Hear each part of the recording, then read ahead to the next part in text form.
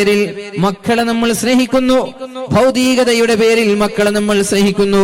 പാരത്രിക ലോകത്ത് എന്റെ മക്കൾ രക്ഷപ്പെടണമെന്നുള്ള ചിന്ത മാതാപിതാക്കൾക്ക് നഷ്ടപ്പെട്ടു പോയി എന്നുള്ളത് യാഥാർത്ഥ്യമാണ്.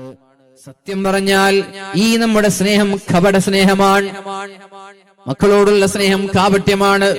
കാരണം താൽക്കാലികമായ സുഖത്തിന് വേണ്ടിയല്ലല്ലോ നമ്മൾ നമ്മുടെ മക്കളെ സ്നേഹിക്കേണ്ടത്. പിന്നെയോ അനശ്വരമായ ഒരു ലോകം വരാനുണ്ട്, ശാശ്വതമായ ഒരു ലോകം വരാനുണ്ട്.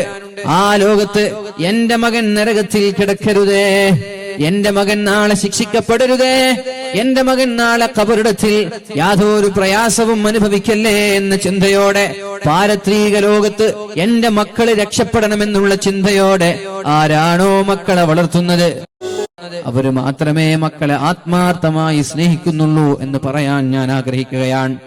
അവര് മാത്രമേ മക്കളെ ആത്മാർത്ഥം